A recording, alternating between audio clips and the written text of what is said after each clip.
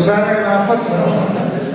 Bueno, buenas tardes y nada, por lo pronto daros la bienvenida aquí a la Biblioteca Municipal José Riquelme y para mí, como alcalde de la ciudad, como miembro de la mancomunidad, pues es un auténtico placer poder estar acompañando la presentación de este libro, que además creo que va a llenar un espacio importante en cuanto a la investigación de los orígenes de nuestra ciudad.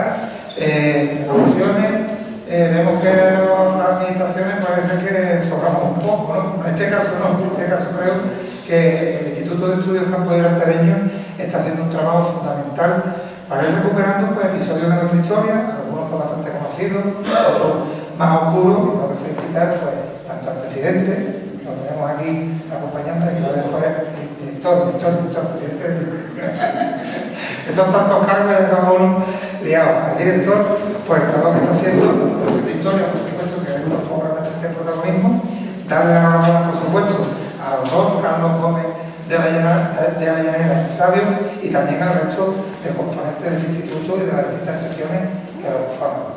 No me voy a extender más, ahora le pasaré la palabra al presidente, mi amigo Juan Lozano, que tengo que darle las gracias por haber contado con nosotros para hacer esta presentación en esta biblioteca, y además al presidente, no, al director,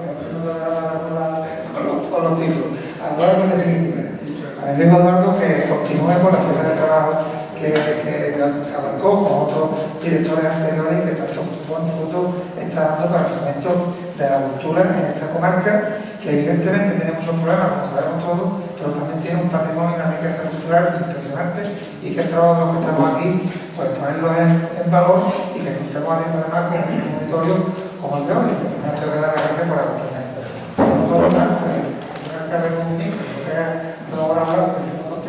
Así que, presidente, primero de agradecimiento y de la hora. Muchas gracias, Juan. La verdad es que es un placer estar de nuevo aquí en la línea de la Concepción, una vez más. Mañana creo que también venimos. Tenemos una por la mañana a las 9:30. Presentamos los ciclos formativos, ¿no? Inauguramos los ciclos formativos que ya tuvimos hace un año.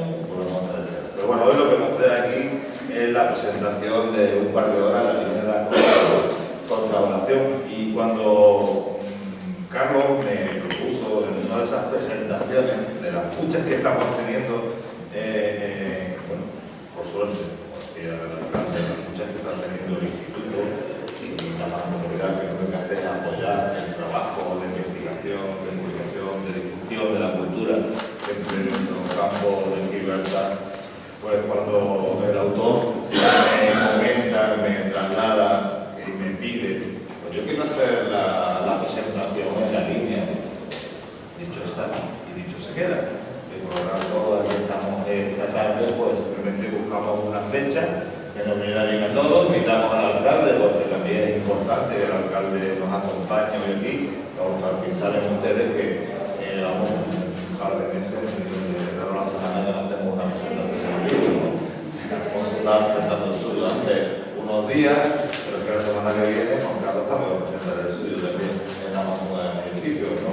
Y mañana pues también nos vestimos de largo, ¿no? Mañana nos vestimos de largo porque el buque insignia del Instituto de Estudios Campos Gibraltareños, mañana a las 6 de la tarde, pues se va a presentar la revista Moraima en su número 58 al 40, todos y todas invitados a que podáis participar de ese acto cultural tan importante que es para la Mancomunidad, que es sacar una ventana de la revista de Moraima. Agradecer, como no, primero al alcalde por atendernos en su casa. Después a la magnífica labor que se viene haciendo desde el instituto. Y es un placer tener al director, a Eduardo, tan vinculados, trabajando, coordinando las 10 secciones para que estas saquen publicaciones, para que se hagan jornadas. Y también, por supuesto, a Ángel Sáenz, como decía el director de la revista Moraima, que también coordina esa magnífica publicación. Y si no estoy mal equivocado, también coordina un par de horas, ¿no? Es decir, que bueno, que es una importante labor. Pero son ya 6, ¿no? Con la que se presenta hoy aquí esta tarde en la línea. Y bueno, son libros cortitos. El Campo de Gibraltar tiene un gran patrimonio histórico desde cada uno de sus pueblos, y bueno, la verdad es que hoy con este trabajo van a poder ver y disfrutar ustedes ese libro que ya tenéis en vuestro poder, y que espero que lo vean cuando lleguen a casa. Elena, muy buenas tardes. Nada, y ya que te he dicho buenas tardes, también agradecerte tu presencia, por supuesto la del coordinador de la Administración del Estado, que ha querido también acompañarnos esta tarde aquí, y la consejera de Agricultura, y todo lo que está aquí. Yo no me quiero extender mucho más. Yo simplemente felicitar de nuevo al autor, felicitar al coordinador de un par de horas, y sobre todo felicitar al director del Instituto de Estudios Brasileños, a Eduardo, ¿no?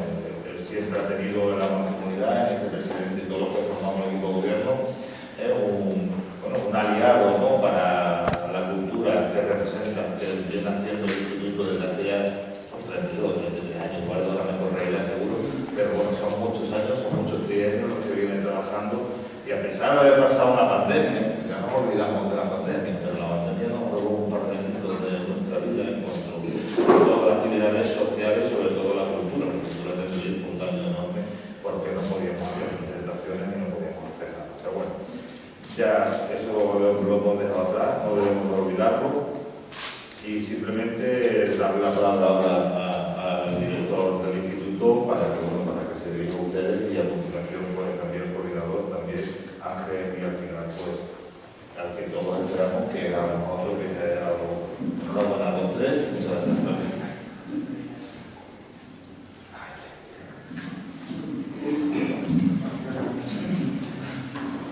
Buenas tardes, gracias alcalde de La Línea, Juan Franco, por facilitarnos el local magnífico. Gracias Juan Lozano por el apoyo que siempre hemos tenido en la comunidad. Ángel Sáenz por coordinar nuestras monografías tan estupendamente, y felicitar al autor por sus continuos trabajos, ¿no? Y muchas gracias a todos vosotros por estar aquí esta tarde. Yo solo iba a comentar un asunto. Normalmente, lógicamente, el Instituto de Estudios Campos de la Oceanía tiene vocación comarcal, ¿no? Lógicamente, y eso se manifiesta con comarcal, que hay más allá. O sea, Gibraltar es uno más, como se ve en el instituto.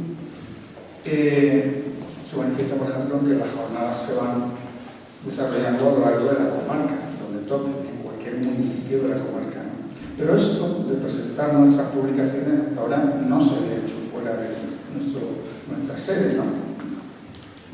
Fue un compromiso este año que se adquirió en las jornadas de prehistoria, y muy bien. Pero pienso que igual sería cuestión de planteárselo, ¿no? Que se vaya rotando también de algunos municipios a la hora de presentar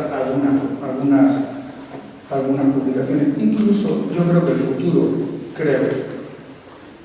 será, por ejemplo, que la sede del instituto acabe estando en el centro de la comarca. Esto me tira un poco a la piscina, pero estoy convencido de ello.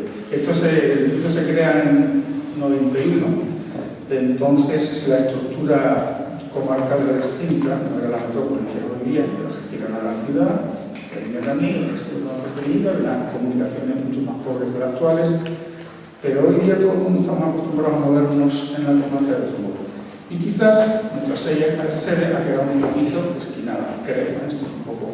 Si se pusiese varios arroyos, una cosa más céntrica, donde estuviese cerca de todo el mundo, quizás las tuviésemos un poco más cercanas. Una idea personal, y que quizás en un futuro podamos hacer comarca también con ese detalle, ¿no?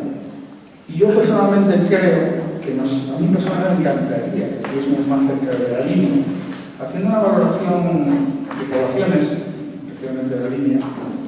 Te das cuenta que aquí hay un nivel cultural medio bastante alto. ¿Cómo se manifiesta esto? Pues en asociaciones culturales.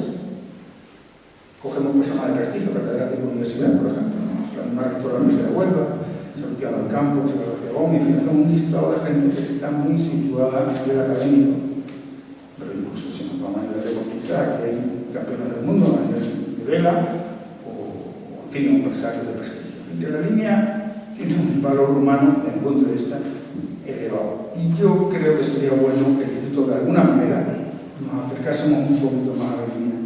Es una impresión personal, ¿no? Que sería bueno para el instituto y, en fin, en general para todos. Por mi parte, nada más. Muchas gracias.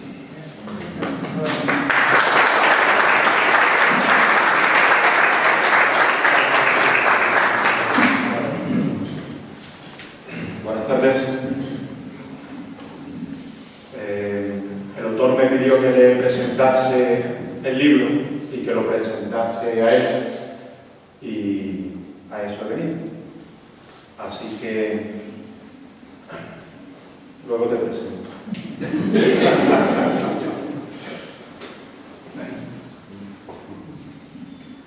La línea es un lugar maravilloso que ha tenido quizás mala suerte en 2 o 3 cosillas, y aquí están los linenses para irlo arreglando contracorriente. La historia no nos ha tratado demasiado bien, tampoco las administraciones, los centralismos de un sitio y de otro siempre se han notado.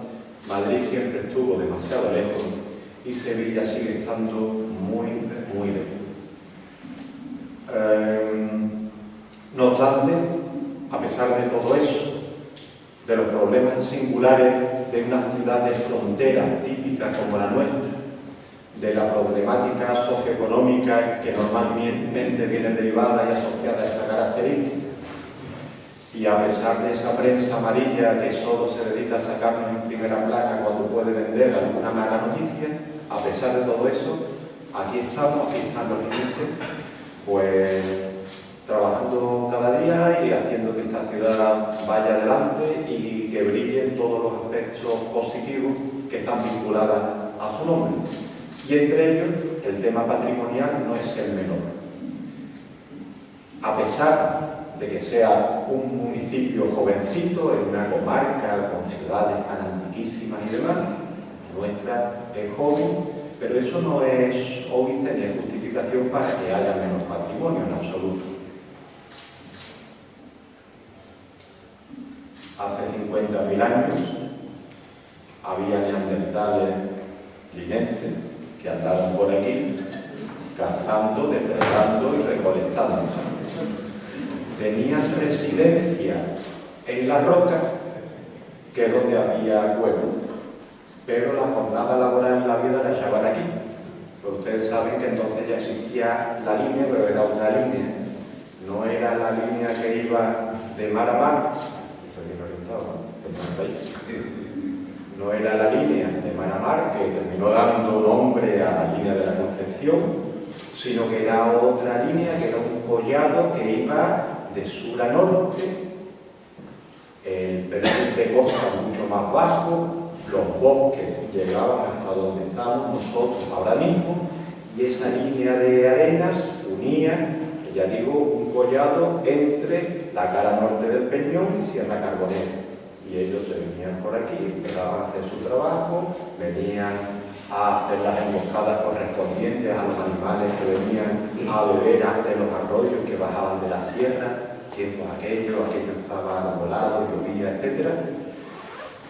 Y bueno, después también tuvieron mala suerte porque llegaron los sapiens y los extinguieron, o los incorporaron, o lo que fuese, pero aquí siguió habiendo vida, y salvo algún detalle, que es cierto que no tenemos castillos medievales porque no hubo ocasión, del resto de las etapas históricas pues tenemos evidencias más o menos numerosas, más o menos cercanas, pero lo hemos conservado mal.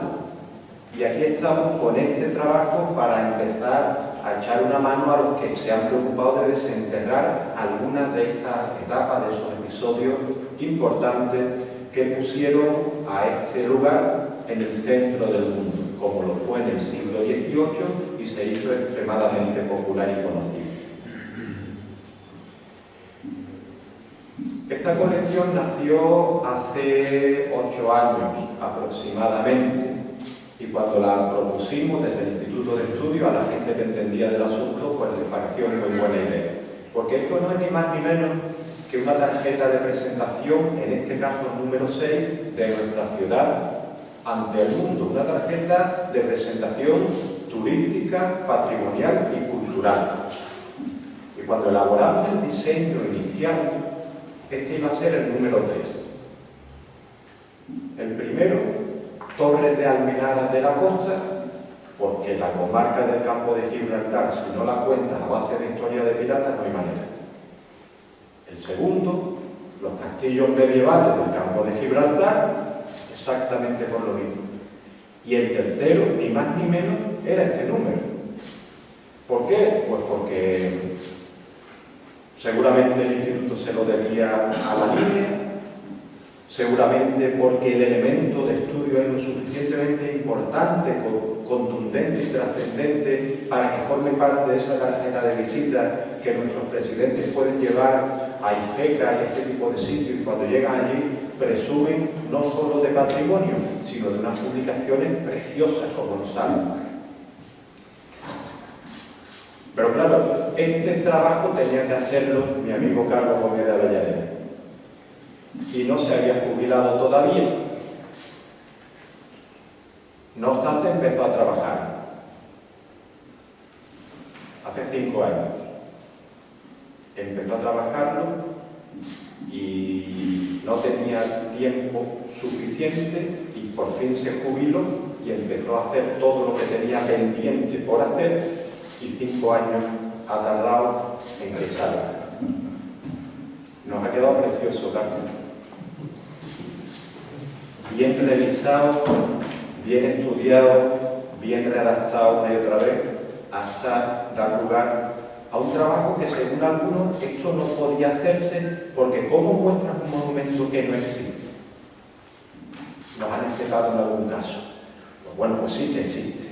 No solamente las huellas materiales, que tenemos Santa Bárbara, la batería de la Princesa y varios lugares perfectamente identificables, sino porque el resto se encuentra soterrado, pero es perfectamente legible desde el plano urbano y desde la memoria arqueológica de la ciudad.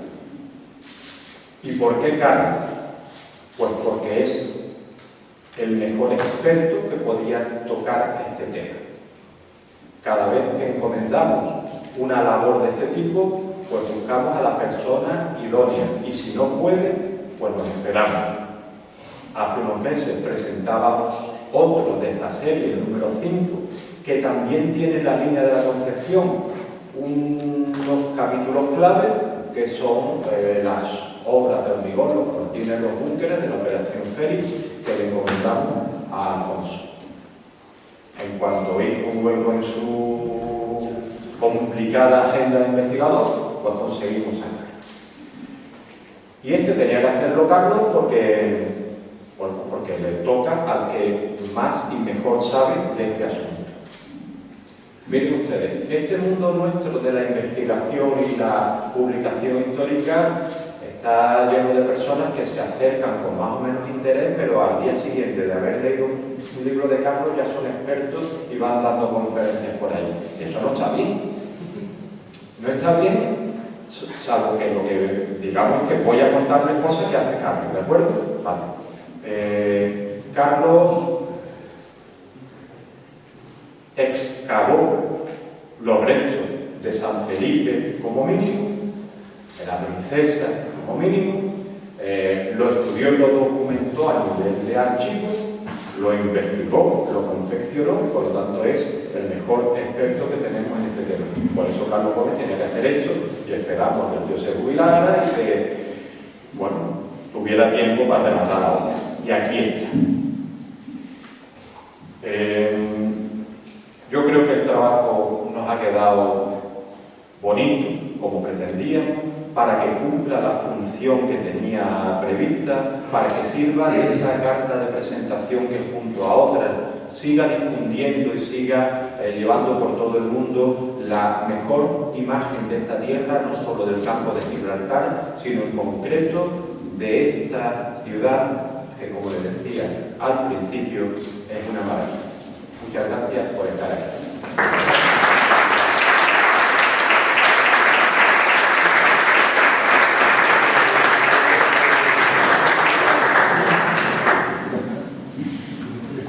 Muy bien, señoras y señores, ¿se me oye bien? Bueno, en primer lugar, quiero agradecer las palabras de los amigos que me han precedido.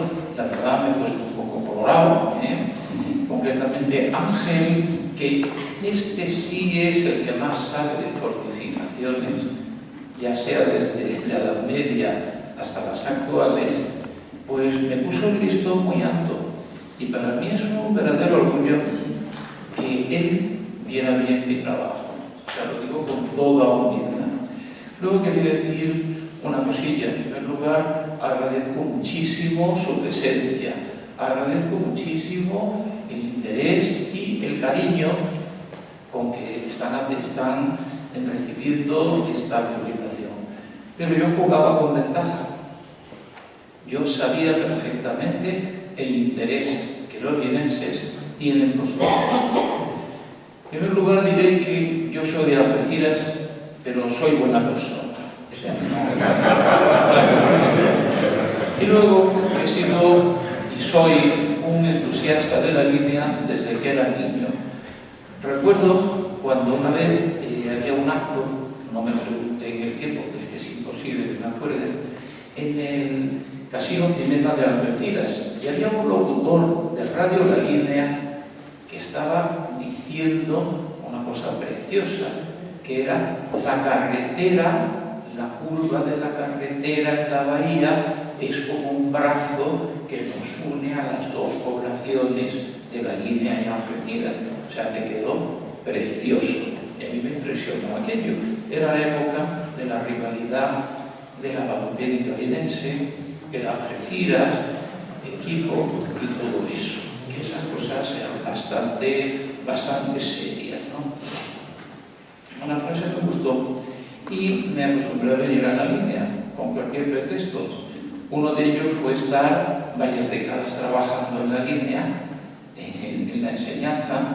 Por lo tanto, podría tener no cientos, tal vez miles de amigos. Porque es curioso que el alumno que más guerra te ha dado es luego el que más te aprecia cuando te ve a los 20 años. Es muy curioso, muy curioso. Concretamente estuve en el Instituto Tolosa, que además está al lado de algunos de los elementos que vamos a estudiar ahora. Quiero decir, primero, que expresar mi agradecimiento a todas las personas que han hecho posible esta modesta publicación. En primer lugar, Ángel, que fue quien la pensó, quien me dijo, mira, pues te vas a hacer cargo de esto, pues estupendo, ¿no? Al Instituto de Estudios, a su madre, la Mancomunidad, porque el instituto es hijo de Mancomunidad, hace ya muchos años. El instituto ha sido un revulsivo en la cultura de la comarca. Me acuerdo, antes del instituto, que estaban los pobres eruditos, cada uno en plan aislado por completo. Uno de ellos era nuestro querido Paco Tornay, de los tiempos heroicos, que hizo una labor gigantesca y que desgraciadamente sus problemas de tipo salud primero lo imposibilitaron y luego ya se lo llevaron directamente, ¿no? Lo digo por mencionar a uno de aquellos eruditos heroicos de entonces. Entre las personas que quiero también expresar mi agradecimiento es para un grupo de militares que a principios de los años 70, a finales de los 60, implicó los militares, un grupo de linenses. Los militares, bueno, eran parte importante, que impidieron que Santa Bárbara fuera arrasado por una autovía, por una vía importante. Lo impidieron, lo consiguieron, la obra se desvió y luego los militares prestaron medios para poder excavar sin método, las cosas como son, era la época, y se recuperaron muchas cosas. Luego el asunto durmió un poco. Quiero expresar mi agradecimiento a aquellos señores que salvaron Santa Bárbara, al Instituto por su labor científica, a Ángel por haber contado conmigo, en fin, y a los linenses por su entusiasmo. Entusiasmo que tengo que rendir ahora tributo a los investigadores que me han precedido. Yo no vengo descubriendo nada, yo no hago una obra definitiva, yo hago una versión. Entre los investigadores había que citar, por ejemplo, al mismo Tornay, que hizo ya una monografía sobre la línea de programación. Podemos hablar de Pedro Bullerán, que aplicó criterios técnicos de excavación y de investigación sobre paramentos que eran prácticamente desconocidos, a Martínez Albadalejo, que mantuvo la antorcha, Alfonso Escuadra especialmente fue de esas personas providenciales que él tuvo el máximo interés en que se excavara la línea. O sea, un acto tiene unos autores y unos impulsores, y Alfonso fue la persona que políticamente puso todos los medios que pudo para que se pudiera excavar. Quiero también hablar de mi hermano, Rafael, que participó muy activamente en aquellas excavaciones, y muchos amigos, algunos de los cuales están aquí presentes. Hablando de presentes, nos hemos juntado gente peligrosa. Tenemos entre nosotros al mejor medievalista, digamos, de la Baja Andalucía. Tenemos entre nosotros al mejor experto en la Segunda Guerra Mundial en el tema de la comarca. Tenemos entre nosotros al mejor experto en los siglos XVI y XVII y en ciertos aspectos de Gibraltar que podamos tener. Tenemos a mi lado al mejor experto en fortificaciones ya lo dije antes, ¿no? Y con especial incidencia Edad Media y Edad Moderna. Y otros muchos expertos de primer nivel, porque la línea es un nido de investigadores. No quería olvidar en este momento las teorías más ajustadas, más al día sobre la invasión musulmana en España. Tiene también otro experto, el máximo, entre nosotros. Puedo hablar también, tenemos aquí en esta sala, al mejor experto en anclas romanas de esta parte del Mediterráneo. Y la verdad, consumiría el tiempo, me perdonen los demás expertos. Tenemos algún experto en imagen histórica que ha hecho libros impresionantes y no puedo seguir, porque consumiría todo el tiempo hablando de ustedes. Pero que es una alegría estar aquí, la verdad. El libro, bueno, muy sencillo, vuelvo a insistir, ni es definitivo ni descubro la pólvora, es sencilla y simplemente una versión. ¿Y qué versión es? Pues muy fácil. Primero es una mezcla entre resultado de excavaciones, investigación de archivos y sobre todo investigación en plan de documentación gráfica e histórica, planos antiguos, para que no tengamos una idea clara. Entonces, la emoción que tuvimos en las excavaciones de San Felipe, cuando localizamos una escalera, una poterna, y que eso figuraba en uno de los planos, y está marcado en una de las imágenes que verán, bueno, aquello era impresionante. Una cosa muy interesante de la arqueología del mundo moderno es que en la prehistoria aparece una cosa y tienes que inventarte lo que es, más o menos. Son unas analogías muy complicadas. Pero se tiene la ventaja en la arqueología del mundo moderno y contemporáneo que hay una documentación y que lo que tú encuentras corrobora esa documentación o la documentación te lo aclara. Por lo tanto, se puede conseguir en algunos casos un ciclo perfecto. Otro nivel más antiguo, en la arqueología medieval se dio en Inglaterra un caso muy curioso. Encontraron documentación sobre un señor que había pedido dinero para hacer una obra en un punto concreto. Y resulta que tras hacer la excavación se descubrió un montón de siglos después que era mentira, que no había hecho esa obra. O sea que en todas las épocas han hecho lo que les ha dado la gana. Lo que no se podía imaginar, el golfo aquel de la Edad Media, es que iban a llegar unos chalaos siglos después y iban, porque estaba ya, que no lo iba a encontrar nadie, lo iban a encontrar. Pues bien, importancia de la línea de contravalación no se lo voy a contar yo a ustedes, lo saben ustedes mejor que yo. Este monumento da origen no no solo a un topónimo, la línea, sino también a una ciudad. Es un punto fronterizo, concretamente.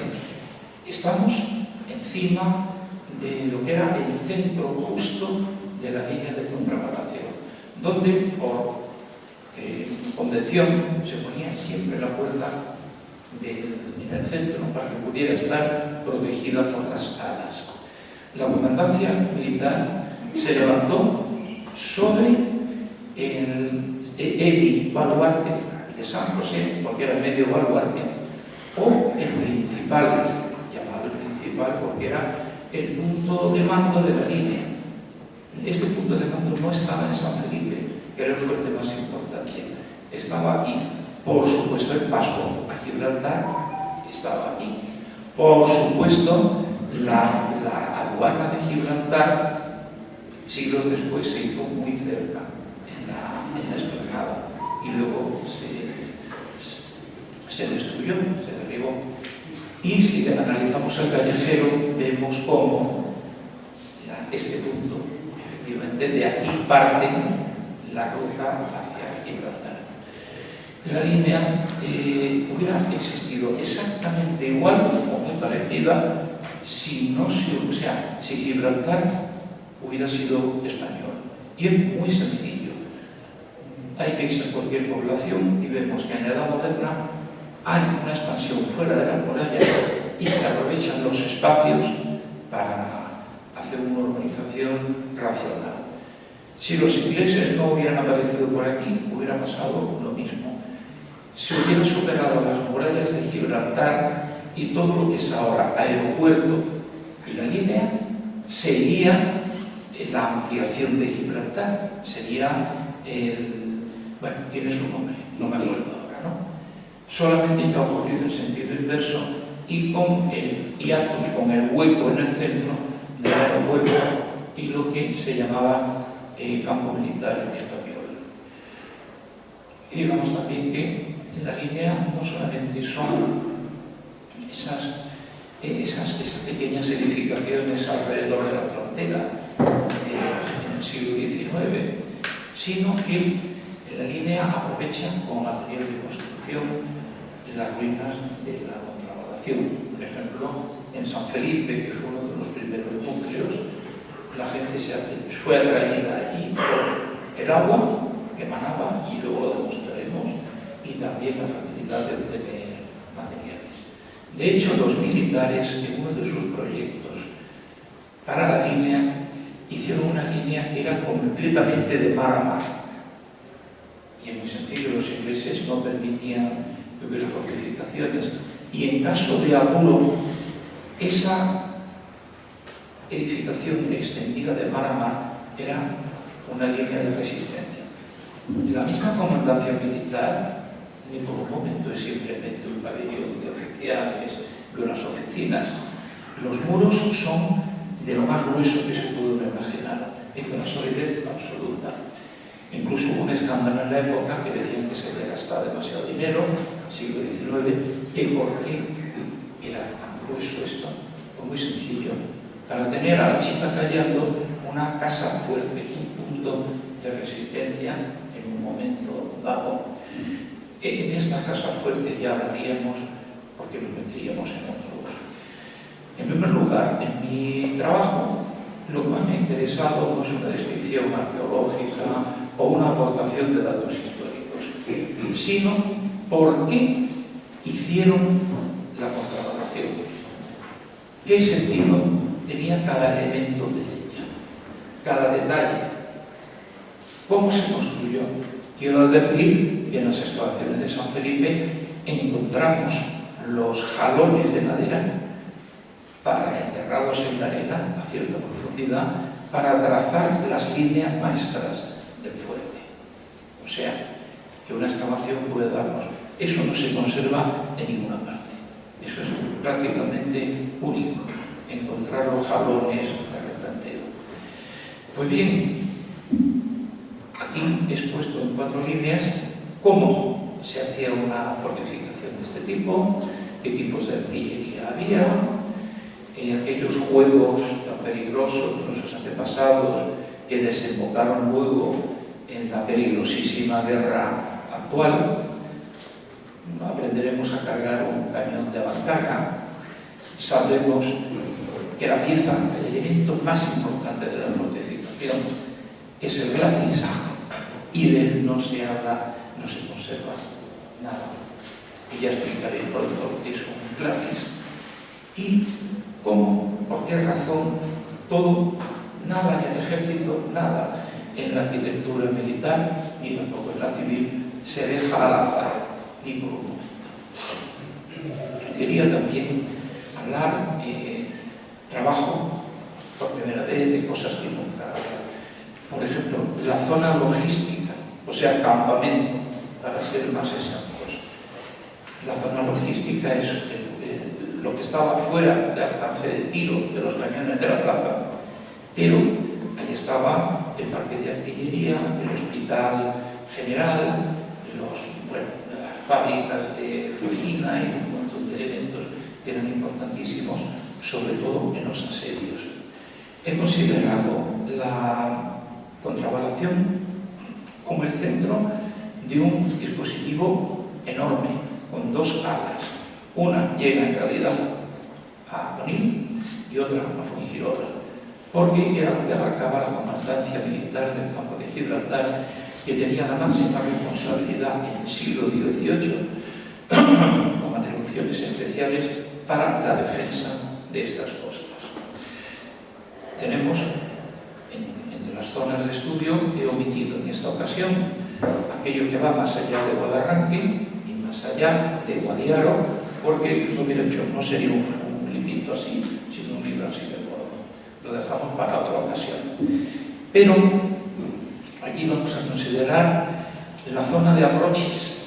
La zona de Abroches es donde se realizaban los asedios, o sea, el espacio entre la línea y Gibraltar, donde más sangre se derramó, donde más esfuerzos se realizaron y donde menos se conservan obras, porque eran obras perecederas de tierra que sonaba, de fajina, o sea, elementos de madera, de plantas, de máquinas de tierra, y claro, todo esto se degradaba con muchísima facilidad.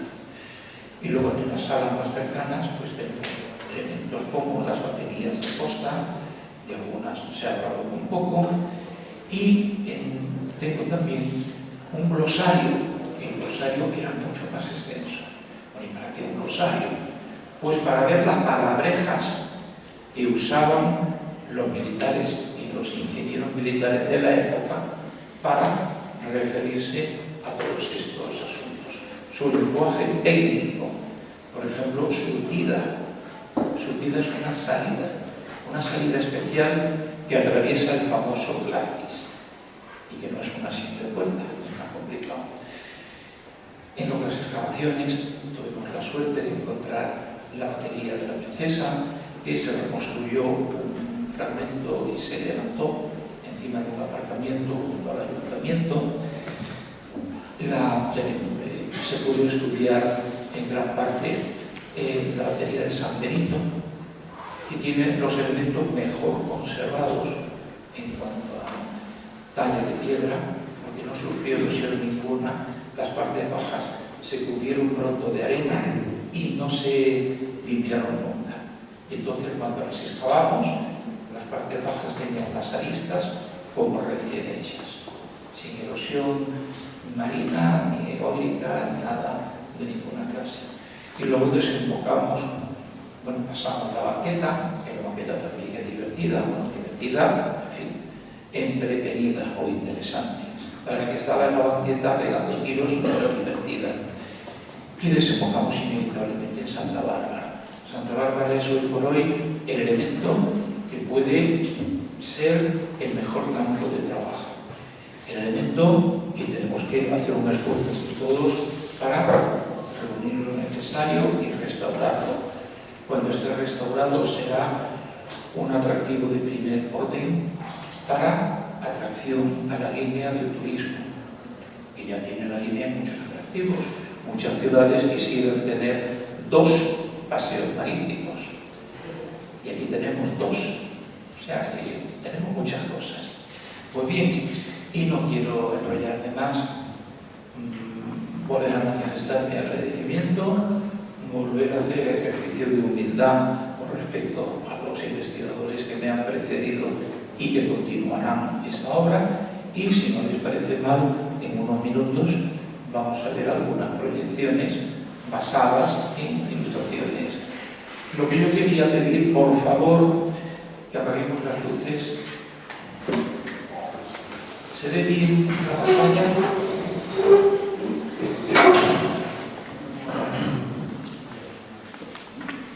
Pues bien, vamos a ver qué pantalla. ¿Okay? Sí.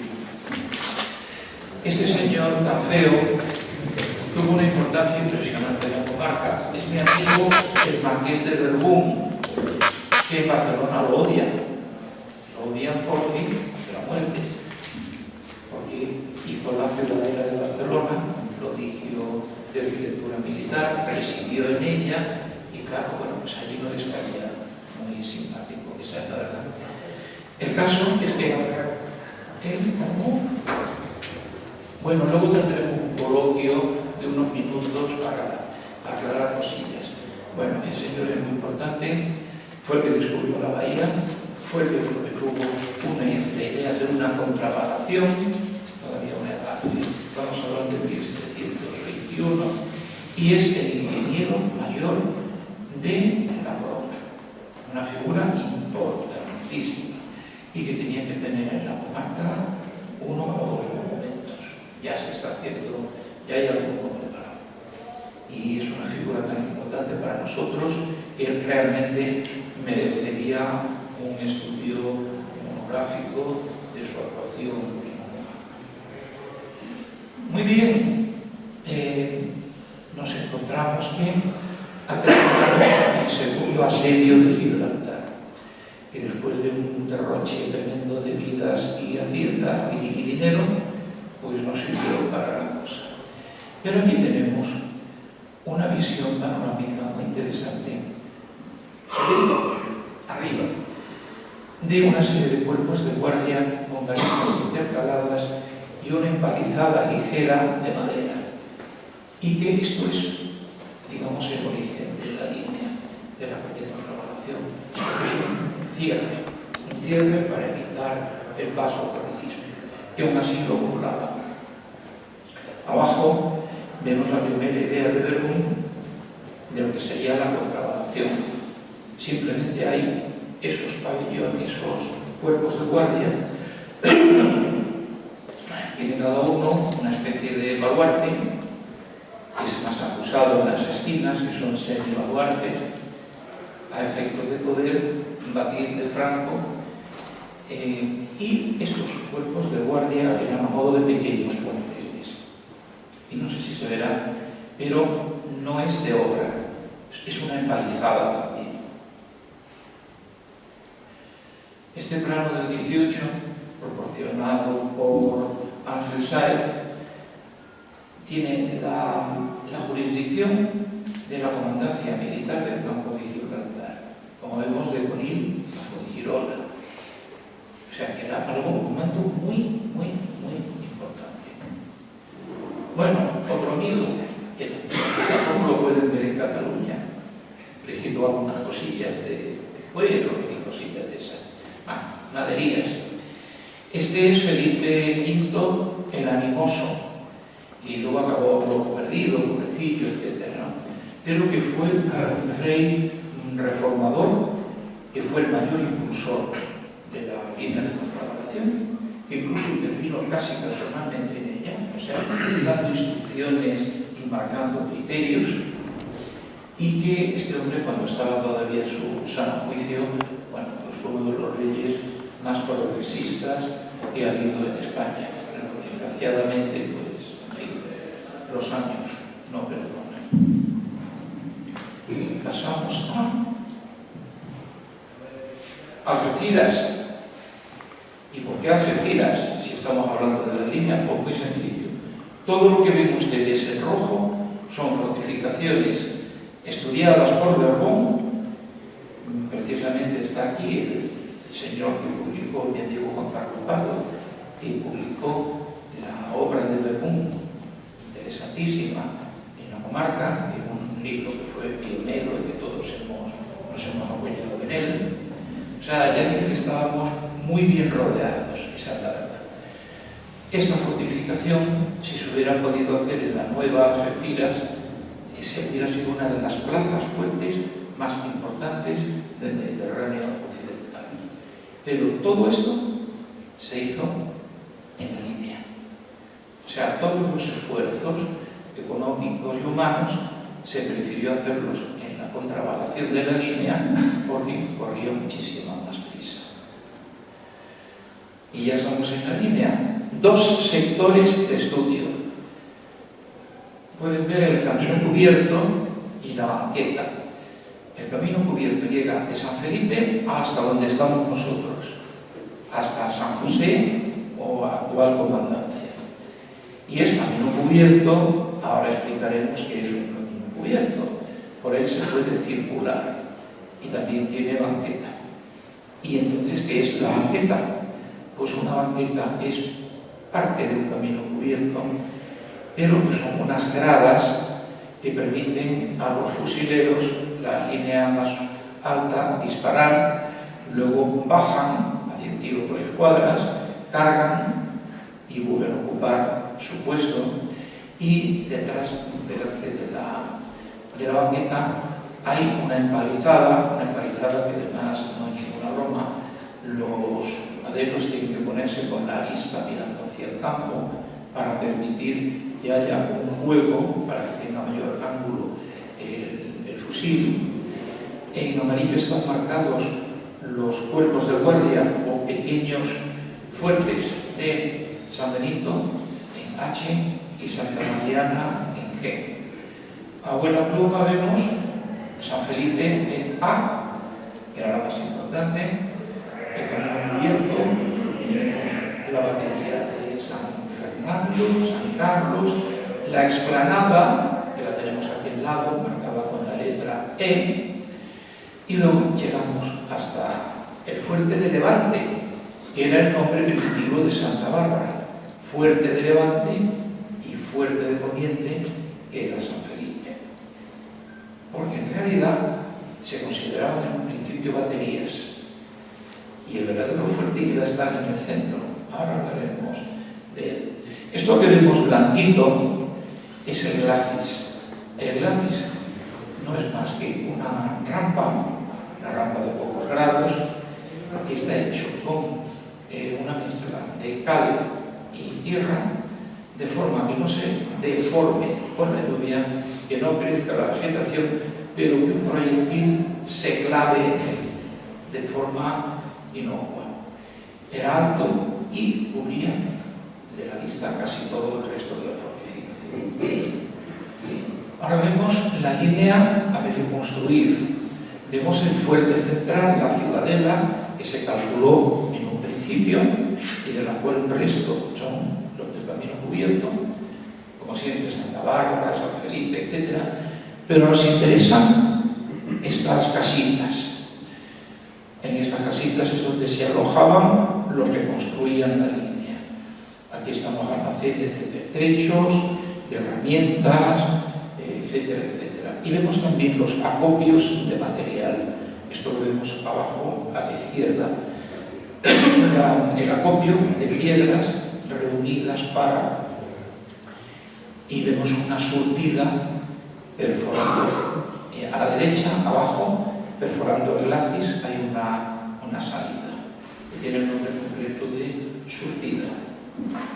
Y el monumento militar mejor documentado de España es la contravalación, porque tenía tal interés la corona que se hacían informes constantes de cómo avanzaban las obras.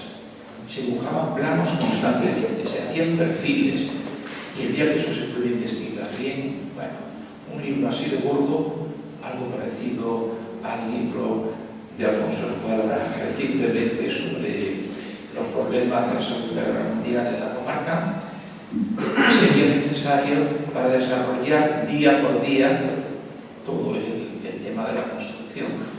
Vino gente de los pueblos de alrededor, en determinado pueblo proporcionaban cal, en otro madera, y esta fortificación atrajo a muchos residentes, igual que la muralla del Estrecho, las fortificaciones de los años 40, no solo las hicieron prisioneros, sino que vino gente de todas partes porque había trabajo y la población de Algeciras se multiplicó por 2.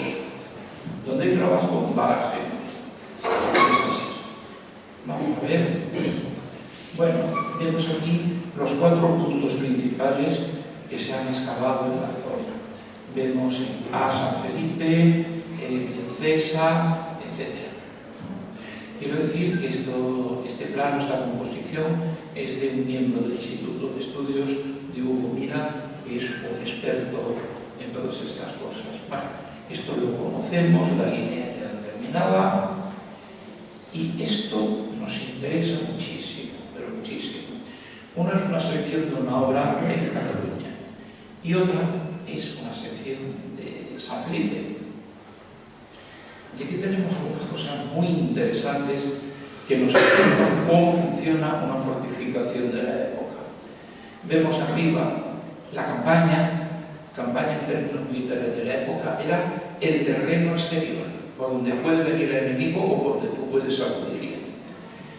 El B, el arranque de Glacis. Donde está el 13, vemos camino cubierto, y ya lo veremos con más detalle. Foso, refosete, que es un desagüe, y luego la batería, que es la parte más importante, porque allí están los cañones, la verdad. Vamos abajo, al sector de abajo. Ya sabemos de sobra lo que es un glacis. Tenemos el parapeto, el número 15 es parte de la empalizada con su travesaño. El 13 es el camino cubierto. Están en 14 las granadas de la banqueta, por donde subían los soldaditos y disparaban, bajaban, otra escuadra les sucedía y, en pocas palabras, freían al loco que intentara hacer un ataque frontal sin preparación artillera. Vamos a la batería. Nos encontramos que el 7 es el terraplén, o sea, el relleno.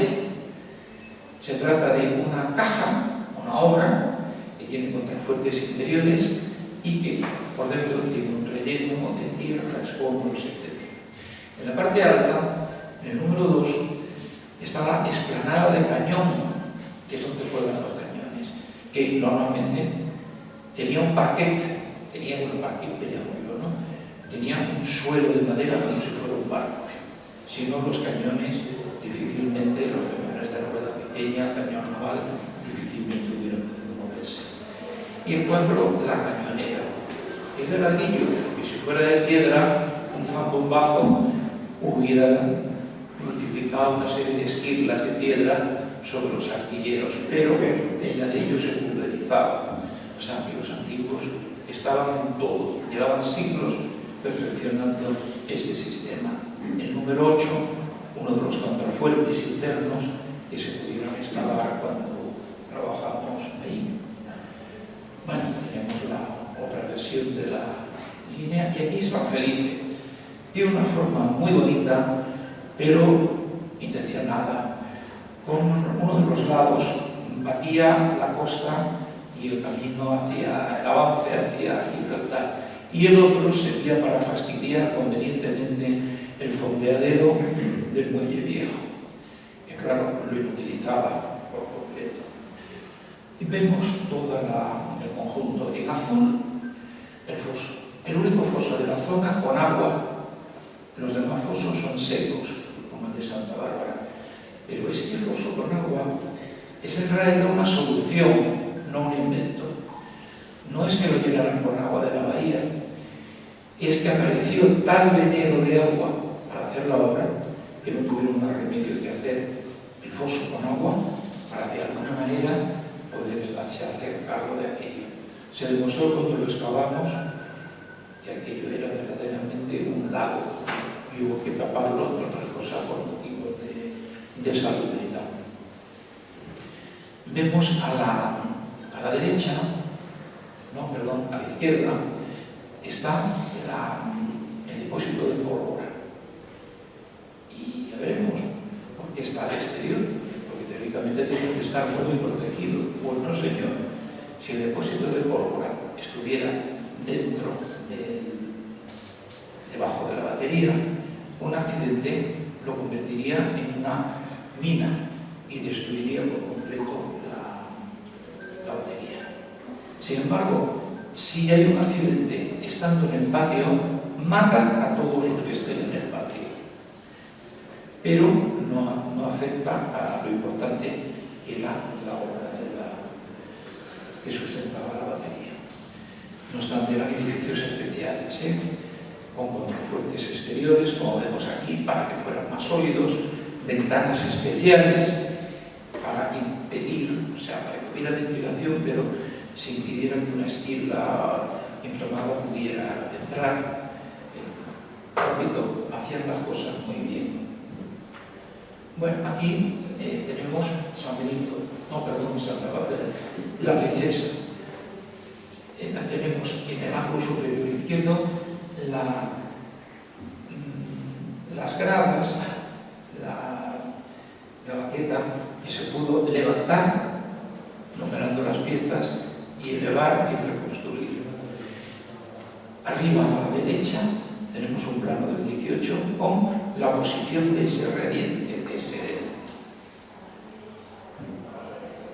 Aquí lo vemos un poco más de cerca, vemos más de cerca la empalizada y su diseño, que tiene que ser muy concreto, el camino cubierto en el número 3, la contraescarpa del foso, en el 1 el foso, etc. Bien, aquí vemos también la contravalación. Hay centenares de planos de la contravalación, todas sus formas. Bueno, aquí ya tenemos otra fase curiosa, y es la siguiente. Estas huertas y sus chozas son el arranque de los primeros habitantes de la línea, que están al servicio de la guarnición de la línea.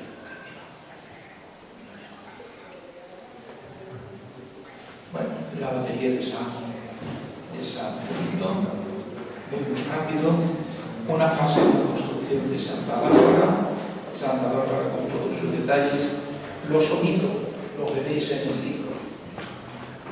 Alzados de Santa Bárbara, de San Felipe. Tengo una cosa por aquí muy curiosa, una foto, quizá la única que se conserva, con el cordón perimetral, que tenía su importancia, ya lo veremos en el libro. Esto es Santa Bárbara. Elementos excavados con cordón perimetral, Santa Bárbara con sus detalles y la fortificación de los años 40 en el número 8. En el número 9, el número 10 es donde se guardan los restos de San Felipe que se cortaron y se extrajeron de allí. Vemos otra vez las secciones estas y casi omito alguna otra, pero está representada en el libro. No quiero que el ayuntamiento no nos prepara merienda. Pues entonces podemos encender la luz. ¿Se puede encender la luz? Si alguien puede, por favor. Bueno, pues si ustedes tienen alguna pregunta, lo tienen todo, no hay ninguna duda. Pues qué alegría. Qué alegría que no hay ningún problema. Quiero decir, es una labor colectiva, todo lo relativo a la contravalación, que a todos nos concierne un poco. Que hay un proyecto magnífico para la restauración de Santa Bárbara, que todos podemos aportar a esta tarea. Y los investigadores guinenses tienen una tarea por delante impresionante, mejor todavía que la que han hecho ya. Que yo soy solamente un punto de vista, mi punto de vista sobre esto. Pero lo que me ha interesado es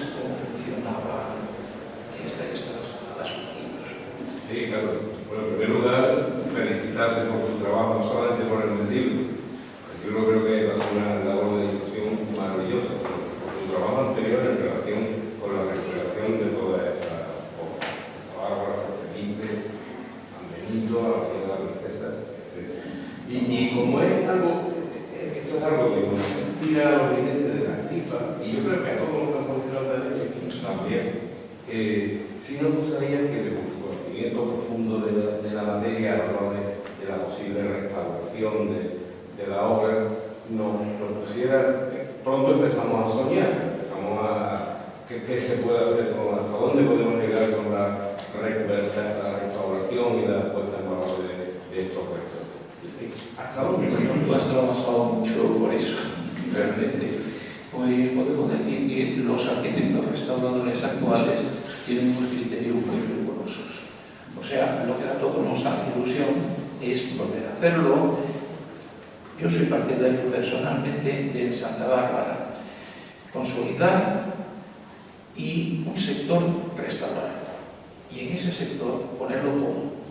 Poner la plataforma de cañón de madera, poner varios cañones, etcétera, etcétera.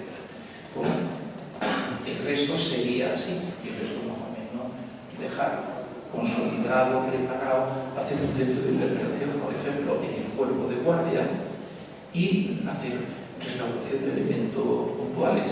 Y aquí precisamente hay un experto que precisamente hizo la restauración de esta casa y que tiene un proyecto interesantísimo y unos criterios muy interesantes que nos podría explicar ahora. Señor Coneros. Bueno, buenas tardes. No sé, puedo hablar tanto. No me imaginamos. Bueno, yo simplemente hacer el comentario de que se puede adecuar, restaurar.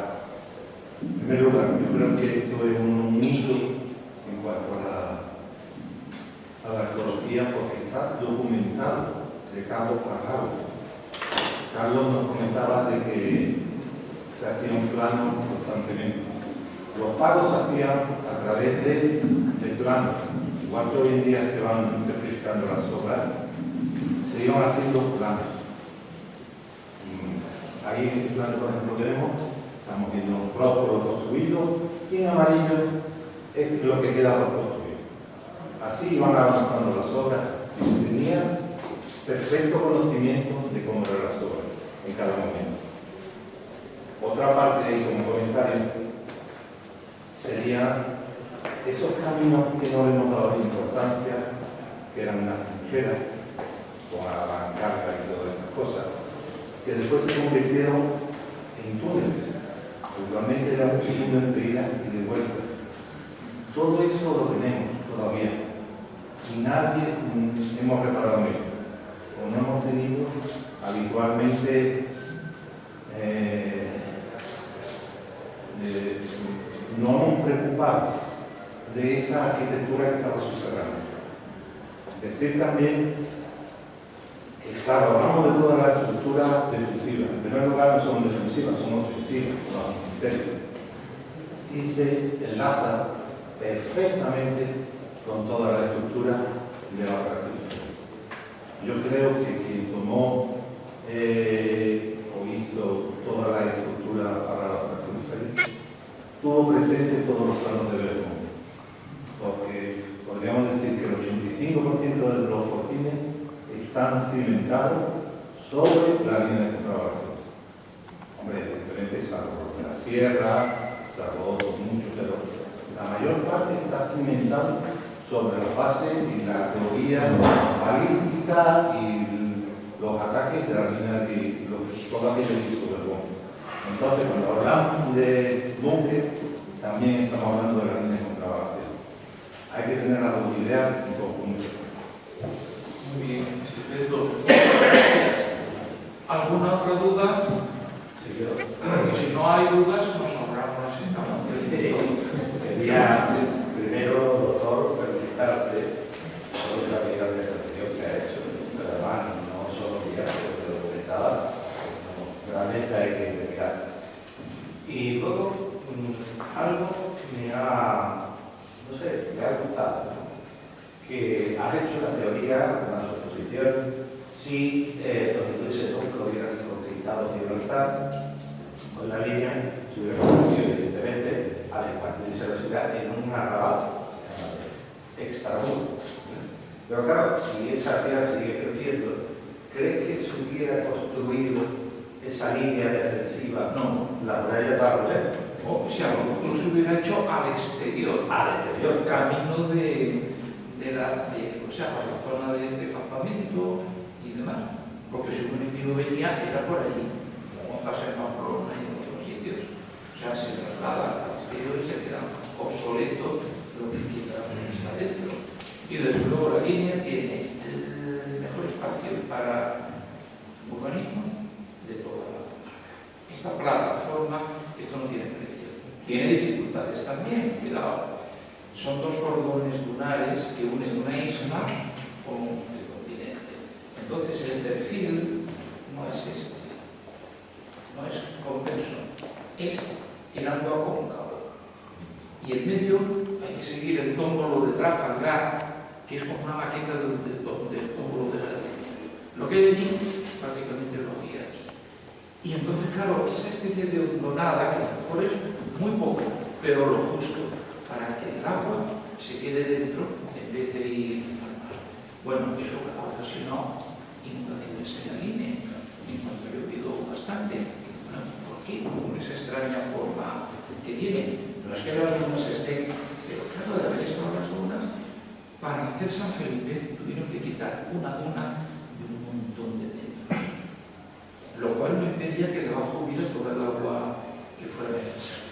Y repito, ojalá todas las poblaciones de la comarca hubieran tenido esta explanada para extenderse. No, son cosas puramente de estudio espacial, o sea, lógico, si me expandir, ¿por dónde? Pues, hiciera, hecho falta. Y bueno, de la línea hay mucho por hablar. Ya hablaremos un día del urbanismo de la línea, de la morfogénesis, o sea, el origen de la forma urbana en la línea, y es divertidísimo. Huertas, los caminos entre las huertas se transforman en calles. Hay un amigo mío que tiene una expresión que es la línea cuadrata, rememorando la forma cuadrata, en fin, de la historia antigua, que es el espacio entre la Constitución y la plaza de la iglesia. Que hay, donde hay 3 plazas además y todo eso, es el núcleo. La línea estuvo muy comprimida por la cuestión militar. Hay planos interesantísimos del siglo XIX que nos hablan de cómo se van convirtiendo los caminos en calles, la cantidad de pozos que había por todas partes. Apasionante y curiosamente la línea ciudad joven conserva sus documentos infinitamente mejor que otras ciudades como Argentina, por ejemplo, que han aprovechado cualquier vaivén político para organizar una alegre quema de documentos, en fin, por si acaso, ¿no? Por lo que fuera. Ahí ya lo que cayera, y claro, te encuentras sitios que no hay nada, ¿no? Se quemó cuando los cantonales, o cuando no sé qué, o cuando, o vaya. Sin embargo, aquí tuvimos la suerte de tener a un hormiguita, como era Paco Tornay, que lo guardaba todo, absolutamente todo. Y Paco Tornay nos ha legado una cantidad de cosas que podemos resurgir de archivo, pero perfectamente. Y tenemos un centro documental interesantísimo. Bueno, y yo no quiero aburrirnos más, yo solamente digo que hay que trabajar entre todos, aportando nuestro granito de arena para sacar adelante un centro de interpretación sobre la línea de programación, con maquetas, planos, etc. Una habilitación de Santa Bárbara, una restauración necesaria, en Algarve, que eran los criterios actuales, unos circuitos de visitas, intervenciones, por ejemplo, en San Benito, que perfectamente es un monumento explotable, donde además en San Benito está para mí, el mejor fortín, o buque, el más bonito de toda la zona, verdadero capricho, hacerlo de esa forma. Señores, yo seguiría hablando hasta las 11 de la noche.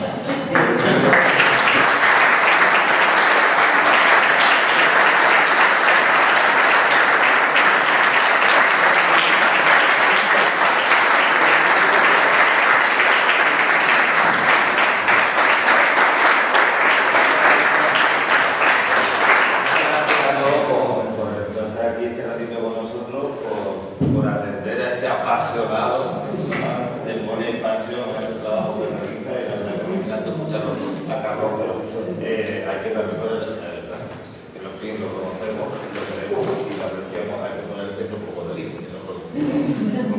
dije, se puede estar hablando hasta pasado mañana y además con esa pasión, ¿no?, que demuestra. De nuevo, enhorabuena. Además, como sabéis, es el presidente de la sección segunda del Instituto de Cultura. Cuidado, que yo estoy por el sueldo, ¿eh? Es gratis. Y muchas gracias, Ángel, muchas gracias, Eduardo, muchas gracias a todos. Y en nombre de Eduardo, en nombre de Ángel y en el mío propio, os invitamos a que mañana podáis participar a las 7 de la tarde en el Instituto del Campo de Libertad, la sede social de la comunidad, la sede social del Instituto del Campo de Libertad. Y os esperamos. Revista número 58, lo presentamos y nada.